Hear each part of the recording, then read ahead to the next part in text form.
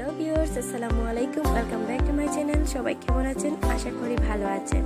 আজকে শেয়ার করতে যাচ্ছি মজার একটা ইলিশ ভুনার রেসিপি। সহজভাবে, সহজ পদ্ধতিতে, সহজ উপকরণের মাধ্যমে, কম উপকরণের মাধ্যমে আজকে এই রেসিপিটা শেয়ার করতে যাচ্ছি।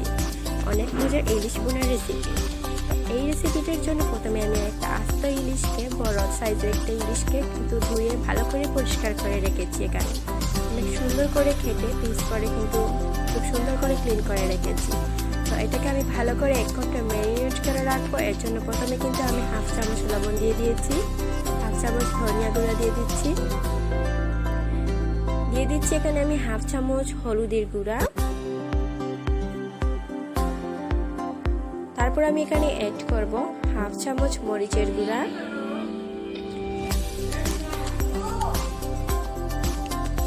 তো আমি এখানে কিন্তু একটু লেবুর রস অ্যাড করে দিচ্ছি। লেবুর রসটা দিয়ে আমি এখানে একটু সরিষার তেল দিয়ে দেব।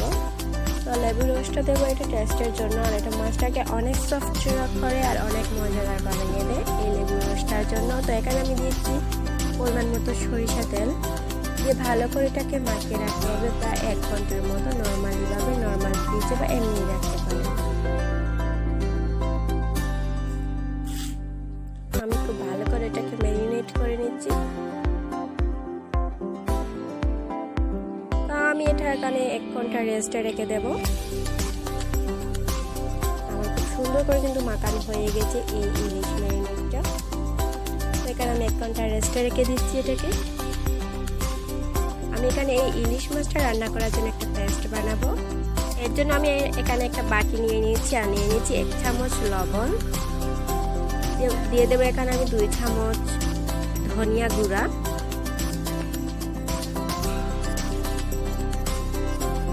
দিয়ে দিচ্ছি এখানে আমি হাফ চামচের একটু বেশি হলুদের গুঁড়া,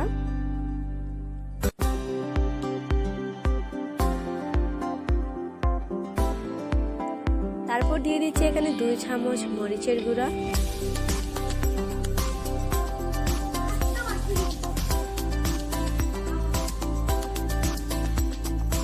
তো এখানে আমি পানি দিয়ে এটাকে ভালো করে একটা ডু বানিয়ে নেব। খুব সুন্দর একটা ডু বানিয়ে রাখলে কিন্তু রান্না করতে অনেক অনেক সুবিধা হয় আর অনেক মজাদার হয়, আর খুব সহজভাবে এটা করা যায়। তো এখানে আমি পানি দিয়ে এটাকে একটা ভালো পাতলা ডু করে নিয়েছি।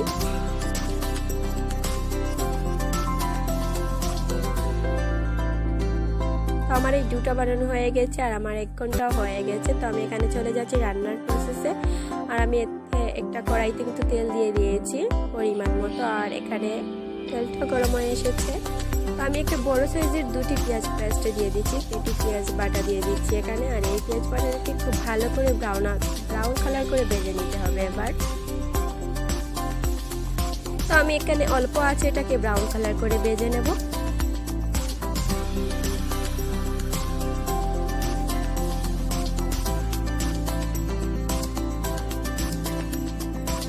এখানে আমার কিন্তু পেঁয়াজটা ব্রাউন কালার হয়ে গেছে, খুব সুন্দর ব্রাউন কালার হয়েছে। এটাকে ডার্ক ব্রাউন কালার করা যাবে না, এটাকে হালকা ব্রাউন কালার করে ভেজে নিতে হবে।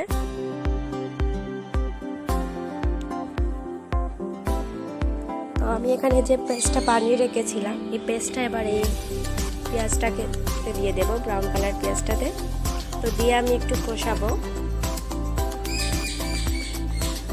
ভালো করে কষে নিতে হবে। এবার আমি বাটিটা ধুয়ে যে মশলাটা বাটিতে লেগেছিল ওটা দিয়ে দেবো এতে।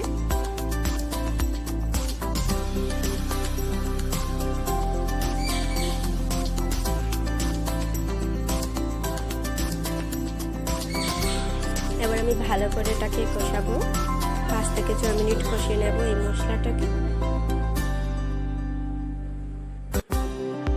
এখানে আমার কষানো হয়ে গেছে, অনেক সুন্দর কিন্তু মশলাটা কষানো হয়ে গেছে আর তেলটা উপরে বেশি উঠেছে।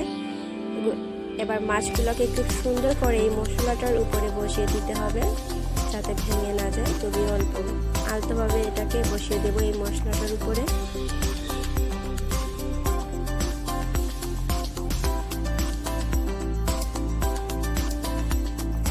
এইভাবে আমি এক সাইড কিন্তু 5 থেকে 6 মিনিট রান্না করব এই মাছটা, আর এক সাইড হওয়ার পর কিন্তু আমি অন্য সাইড উল্টে দেবো আর অন্য সাইডে রান্না করবো 5 থেকে 6 মিনিট।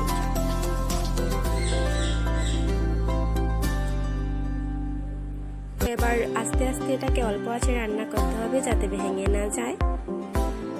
খুব নাড়াচাড়া যাবে না এই মাছটা, কারণ ইলিশ মাছটা কিন্তু অনেক সফট থাকে, স্মুথ থাকে। তো আমার এক পাশ হয়ে গেছে ইলিশ মাছের, আমি উল্টে দেব, অপর সাথে দিয়ে দেব মশলাটার সাইডে। খুবই আলতোভাবে এটাকে উল্টে দিতে হবে যাতে মাছটা ভেঙে না যায়। তো এইভাবে রান্না করলে কিন্তু খেতে অনেক ভালো লাগে, আর মাছটাও কিন্তু ভেঙে যায় না, আর অনেক মজাদার হয়। আর যেহেতু আমি মাছটাকে ম্যারিনেট করে রেখেছিলাম, এর কারণে খেতে অনেক ভালো লাগে, খুবই মজাদার। আর এটা আপনি বাসায় বানিয়ে খেতে পারেন যে কোনো সময়, বা মেহমান আসলে ঝটপট বানিয়ে নিতে পারেন, ঝামেলা ছাড়াই এই রান্নাটা করা যায়। আর এতে এক্সট্রা কোনো মশলা লাগে নাই, ঘরোয়াভাবে এই রান্নাটা করে নিচ্ছি খুবই মজা করে। এটা গরম ভাতের সাথে তো অসম্ভব মজা লাগে।